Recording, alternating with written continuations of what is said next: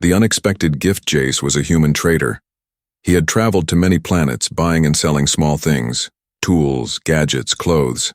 But this time he came to a strange market on a desert planet called Veltrax. The aliens there didn't like humans much, but they loved human technology. So Jace came to make a deal.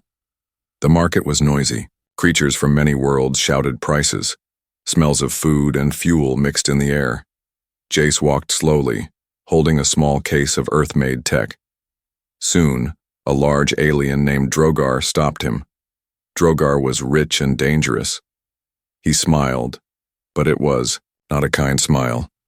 "You want to trade, human?" Drogar asked in a deep voice. Jace nodded. "I have good items, strong batteries, clean energy cells." Drogar waved his hand. "Fine, but I give you gift too. Special gift. You take." Before Jace could speak, two strong guards pushed something forward. It was a small figure, covered in a dirty brown cloth, head down, hands tied. She looked weak and thin. Drogar pulled the cloth back. It was a girl, an alien girl. Her skin was light blue with soft patterns like stars. Her eyes were big and dull. She didn't speak. She didn't look up. Her body shook slightly as, if waiting for pain. Jace took a step back. "What is this?" "A gift," Drogar said. "Slave girl, fresh, not broken yet." Jace was shocked. He had never bought a living person. "I don't want this," Drogar laughed. "She comes free. You take, or I will throw her away." Jace looked at the girl again. She didn't cry. She didn't speak. But something in her eyes said she had already lost too much. Maybe she didn't even understand what free meant anymore. Jace felt angry. Not at her, but at the system that made this normal. "Fine," Jace said slowly. "I'll take her." Drogar smiled and gave him a small box of parts too. "Good trade. Enjoy." Jace didn't speak again. He just led the girl quietly back to his ship. Inside the ship, she still said nothing. She stood near the door, head down. Jace offered her food. She didn't touch it. He showed her a chair. She didn't sit. She just kneeled on the floor and placed her hands behind her back, as if waiting for orders or punishment. Jace felt sick inside. He opened his small storage box and pulled out a clean water bottle. He gently gave it to her. She didn't move. "It's okay," he said softly. "You can drink."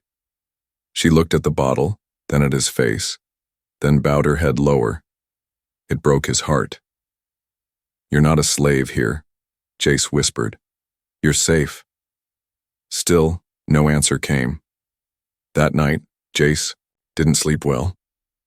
He kept thinking about the girl. What was her name? Where was her family?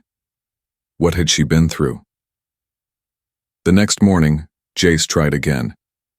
He placed a small plate of fruit near her. She didn't eat, but she didn't throw it away. That was progress. Then, Jace went to his storage locker and pulled out a soft shirt and clean leggings. He walked back to her and placed them beside her gently. "You can wear these," he said kindly. "Not those dirty rags." The girl looked at the clothes. Her hands touched them slowly like they were made of gold. Then something strange happened. Tears fell from her eyes. She didn't cry loudly, but the tears were real. She held the clothes close to her chest and curled up on the floor. Her shoulders shook and a soft sound came from her lips, a broken sob. Jace stood still. He didn't know what to do. All he had done was give her clothes. Why would that make her cry? But deep inside, he knew the answer. No one had ever given her anything with kindness. No one had seen her as a person. Until now. She cried because for the first time, someone had given, not taken. That was the moment Jace understood. This was no gift. This was a life. A broken one, and now it was his duty to help her heal, even if it meant trouble, even if the whole galaxy came after him. She was not property.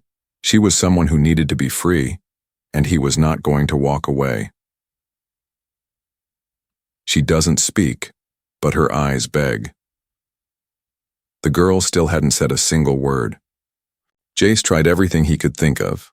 Warm food, clean water, a soft bed. But she didn't eat much, didn't sleep, and never spoke. Every time he entered the room, she would kneel with her head low, like she was waiting for orders. Or punishment. It made Jace feel helpless. He wasn't a hero. He was just a traitor, a man who moved from place to place, always alone. But now, someone else was in his care. Someone broken in a way he didn't understand. He watched her from the doorway. She sat on the floor, her arms wrapped around the clothes he gave her like they were treasure. She hadn't changed into them yet. She just held them tight, as if scared they might disappear. He spoke softly. "You don't have to be afraid." "No," answer. Jace sighed and walked away, but not before placing a piece of sweet bread near her. He didn't push. He just left it and returned to the pilot seat. Hours passed. When he checked again, the bread was gone. That gave him a little hope. The next day, he tried something different. He played soft music, earth music. Gentle guitar sounds filled the small ship. She tilted her head, just slightly, and looked towards who? The source. It was the first time she reacted to something that wasn't food or clothing. He smiled. "You like that?" Still no answer. But her eyes stayed on the speaker a bit longer. Later, when he offered her a soft pillow to sit on, she touched it slowly, then looked up at him. Their eyes met for the first time. Jace didn't look away. He didn't smile too much. He didn't talk. He just let her see that he wasn't going to hurt her. That small moment was louder than any words. That night, she slept curled up on the floor, again, but this time with the pillow under her head and the clothes still pressed to her chest. Jace didn't sleep. He just sat near the ship's window thinking, why would someone treat her like this? She wasn't a threat. She was quiet, gentle, lost. Maybe that was the problem. To those traitors, she was too weak to fight back, easy to control, easy to forget. But not anymore. The next morning, something changed. Jace walked in slowly, holding a mug of warm tea. He placed it on the floor near her and was about to leave when her voice, dry and small, stopped him. "Why?" He turned, surprised. She looked up, her eyes filled with confusion and fear. "Why? Clothes?" she asked, her voice trembling. Jace took a breath. "Because you needed them." She shook her head. "No one gives." Her words were broken, but clear. No one gives anything.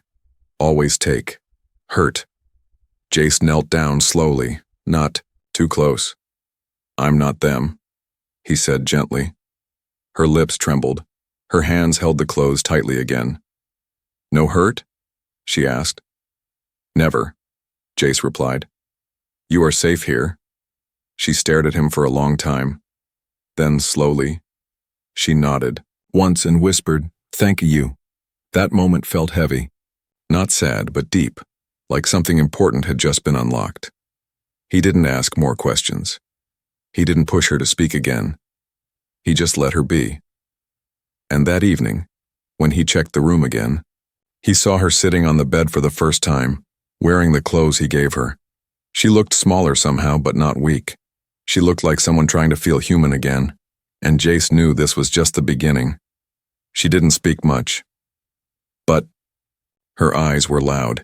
They begged not for freedom, but for a reason to believe it was real. And Jace was ready to show her. One act of kindness at a time.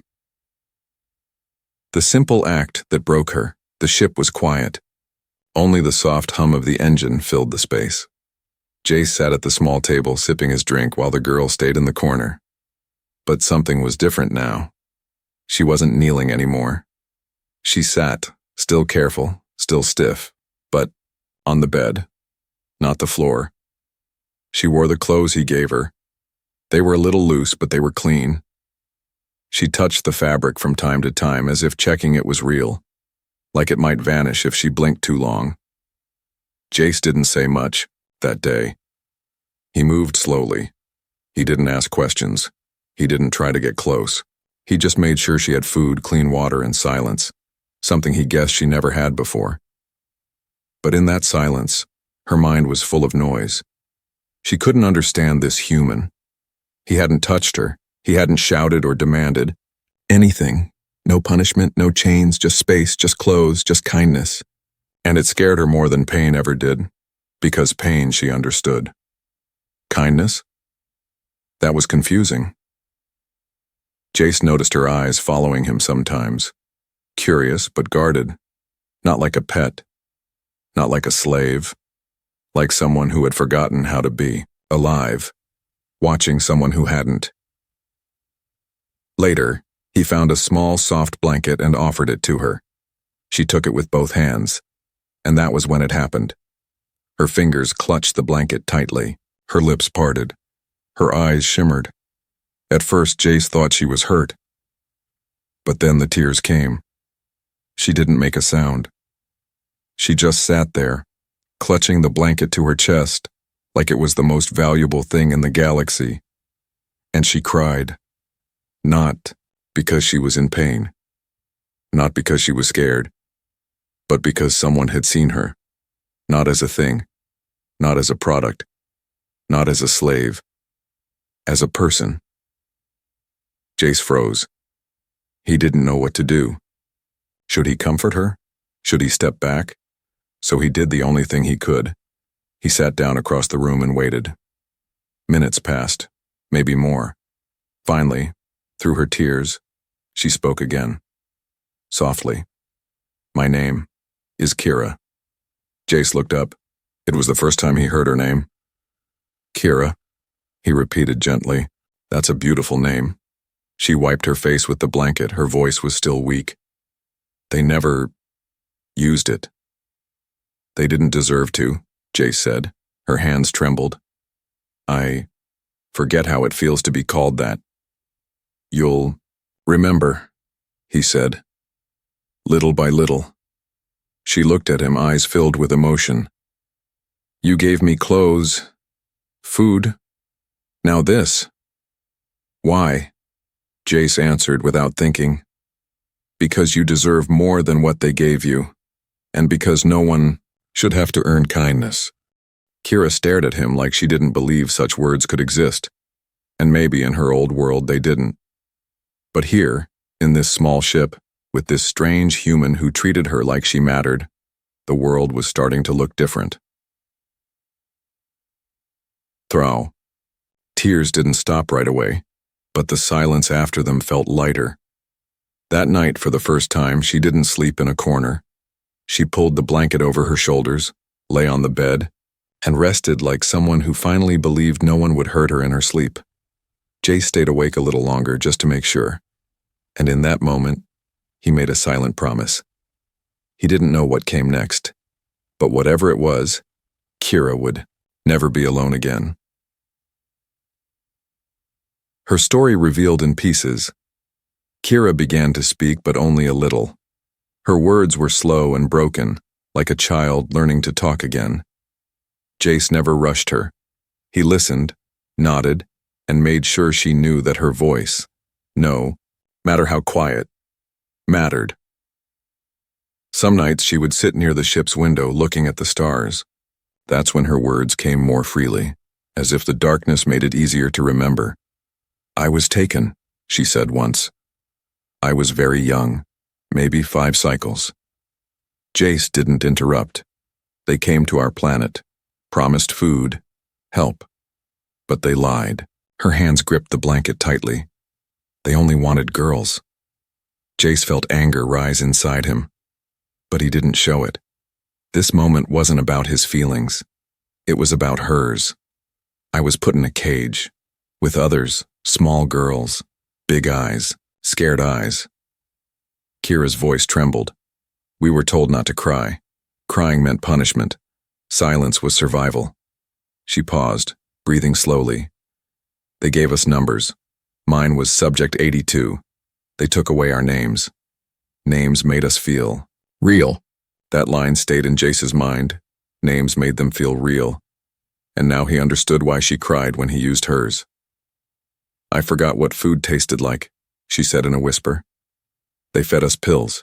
No taste, no smell, just to live, nothing more." Every sentence she shared was a piece of a shattered past. Jace collected them in silence, building a picture in his mind of the hell she had survived. One evening, she told him about the worst part. It wasn't the chains, she said, or the beatings. It was the cold. "Cold?" he asked gently. "Yes," she replied. "Not just cold in the room, cold in the heart. They didn't speak to us, didn't look at us. We were ghosts, not alive, not dead, just used." Jace felt his chest tighten, but then she looked at him. "When you gave me clothes," she said slowly, "I felt warm for the first time in cycles. Not outside, inside." He didn't speak. He just nodded. She smiled faintly for the first time. It was small, unsure, but real. That smile meant more than any word. The next day, she surprised him. She sat at the small table and tried the food he made. Earth soup, simple and warm. She wrinkled her nose at the taste but kept eating. Then she asked, "Where are you from?" Jace smiled. "A place called Earth. Lots of water, blue skies, trees." She tilted her head. "Sounds like a dream." "It's real," he said. "One day maybe you'll see it." Her eyes lit up a little as if the idea was too good to believe. Jace realized something then. Kira wasn't just trying to survive anymore. She was starting to imagine a future. But with every step forward, there were shadows behind. One night she woke up screaming, her eyes wide, her hands shaking. Jace rushed to her but didn't touch her. He only said, "You're safe." It was a dream. Just a dream. She slowly calmed down, her breathing heavy. "They used to come at night," she whispered. "To take one of us." No one ever came back. He sat on the floor beside her. "They won't come now, I promise." She looked at him with fear and hope in her eyes. "You won't sell me?" Jace shook his head firmly. "Never." And in that moment, something broke again. But this time, it wasn't pain. It was a wall she had built around her heart for years. And now, it was finally cracking. He stands up against the system. The more Kira healed, the more Jace began to see just how deep her wounds were. Not the ones on her skin, but the ones no eye could see. Every smile she gave was a small victory, and every word she spoke was a sign of strength. But with that healing came something else. Truth. Kira told him there were others. Dozens. Hundreds. Girls just like her, trapped, hidden, passed from one cruel owner to another like property. Some had gone missing, some had gone mad, and some were still alive. Somewhere. Jace listened quietly, his jaw tight. Every story she shared left a mark on his heart. He had entered this trade for profit, for peace, for a simple life of deals and travel. But now he couldn't ignore what he knew. He opened the ship's data pad and searched through the network logs of Veltrax. Secret trade codes, encrypted auctions, hidden shipments. What he found made his blood run cold. There was a list, long, coded, buried deep. Kira's number, Subject 82, was there. So were dozens more. He realized these weren't just slavers. They were organized, protected, powerful, and he had taken something from them. Kira, a missing product. Now they wanted it back. It started with a warning. A message blinked across his ship's screen. Return stolen property or face consequences. He showed it to Kira. She read it slowly, then looked up at him. "You should let me go," she said. "They'll hurt you." Jace shook his head. "No, you're not going anywhere. Not back to them." "You don't understand," she whispered. "They'll come." "I hope they do," he replied. "Let them try." But inside, he knew this was bigger than both of them. He had to act. Not just for Kira, but for all the others still trapped in darkness. He sent a transmission to the Galactic Peace Network, the central authority responsible for outlawed trade across multiple systems. He uploaded the list, the logs, the recordings. Then he waited. But the answer that came back was short and sharp. Your evidence lacks credibility. Human traders are not recognized as official sources in this sector. Jace stared at them, screen in disbelief. They didn't care. Or worse, they were afraid to care. Because the ones involved weren't just criminals. They were rulers. Merchants with influence. People who could erase problems, like Kira, and now, like him. Kira stood at the door watching him. I told you, she said softly. They always win. No, Jace answered. Not this time. He walked to the control panel and changed the course of the ship. Where are we going? She asked. To the Black Port, he said. One of their main hubs. Her eyes widened. That's suicide. Maybe, he replied. But I'm not turning my back. Not after what I've seen. Not after what you lived through. She stared at him like he was something she never believed existed, someone willing to fight for nothing in return, someone who could have left her, but didn't. And suddenly, she made her choice too. If you go, she said, I go with you. Jace looked at her. Her hands were still shaking, but her eyes were full of fire. No, he said. If I go, we go. This wasn't a mission anymore, it was a war. A small ship, a single human, a broken girl, and a secret that could burn a hole through the entire system. They were coming for him. He would go straight to them, and he wouldn't. Be silent. Not anymore. The rescue turns into war. They arrived at the Black Port just before sunrise, the space station floating like a shadow in orbit around a dead moon. This wasn't the kind of place ships docked without reason. It was quiet on the outside, but full of secrets inside. Secrets no one wanted exposed. Jace kept the ship in stealth mode as long as he could. He had studied the port's design, the guard rotations, the hidden access paths. He didn't come for trade. He came for proof. Beside him, Kira sat in silence, her hands curled into fists. This place smelled like fear, like the dark metal halls where girls disappeared. She had been here before. She remembered the screams, the numbers, the cages.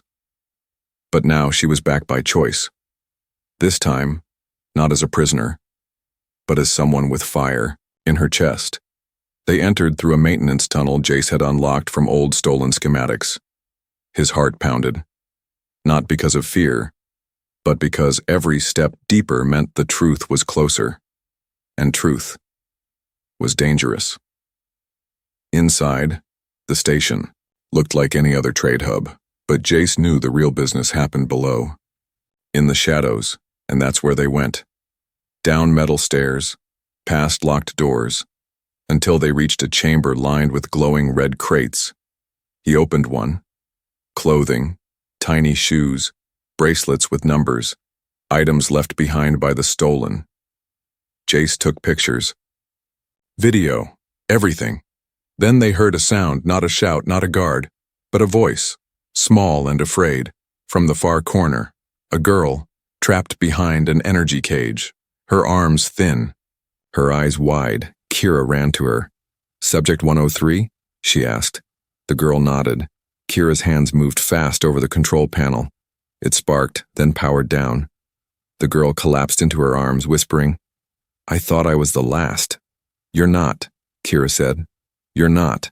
Jace turned, but it was too late. The alarm had been triggered. Lights flashed, doors locked, and from the far hallway footsteps echoed. Not just guards. Hunters.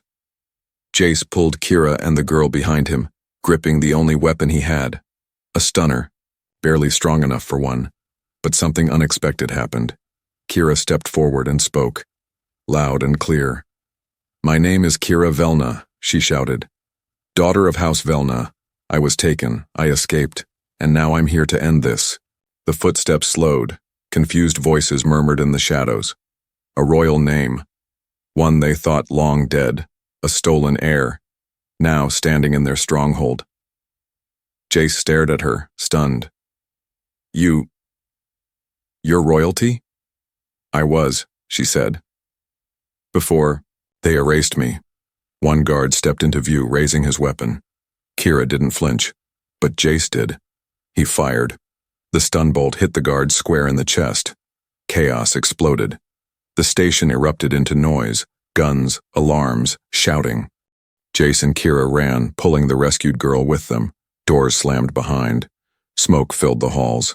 Kira grabbed a guard's blade and fought like someone who had waited years for this. Not trained. Not perfect, but furious. Focused. They reached the docking bay with seconds to spare. Jace opened the ship's doors and launched without clearance. The engines roared, shots flew past the hull. But they made it, into open space. Out of the black port's grip. Behind them, a trail of chaos. Ahead, hope. In his seat, breathing heavy, Jace looked at Kira. She was bruised, burnt, bleeding, but alive. And beside her sat a girl who was free, one more soul out of the dark. And now, with the proof Jace had collected and Kira's true identity, they had something even more powerful, a voice no one could ignore.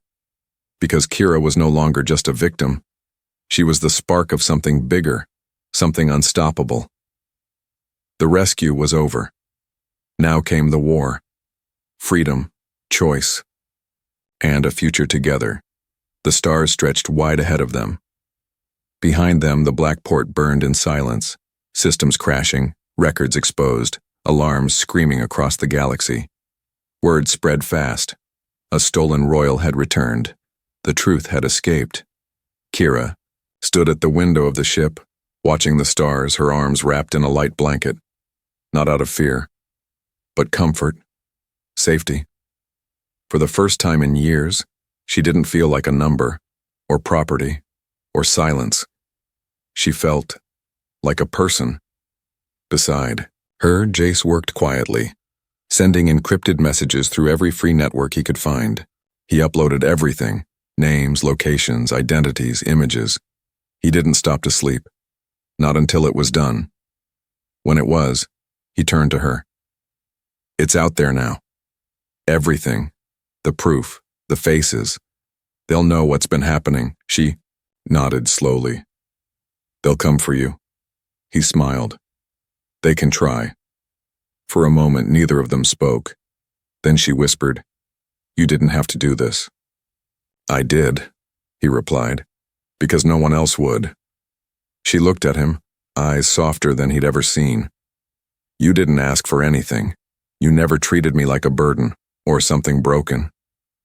Jace leaned against the wall, tired but calm. You were never broken, Kira. You were just surviving. She stepped closer. And now? He paused. Now you live. However you want. You're free.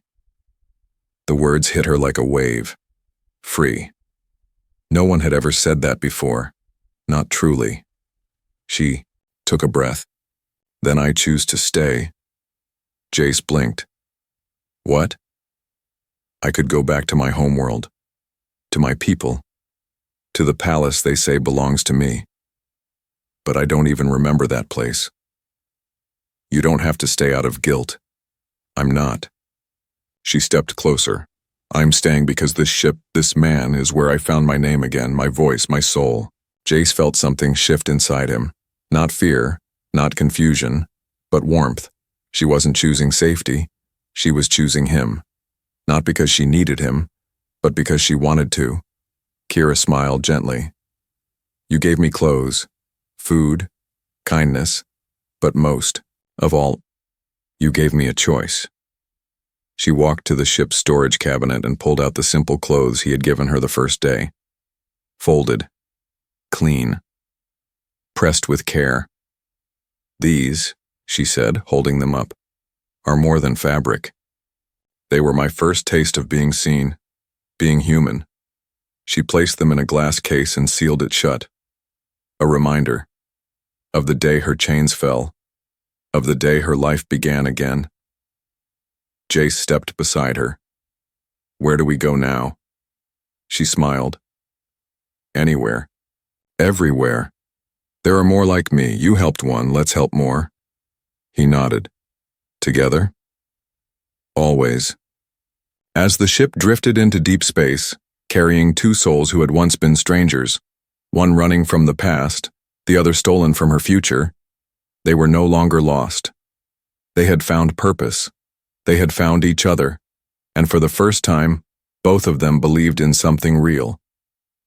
Hope.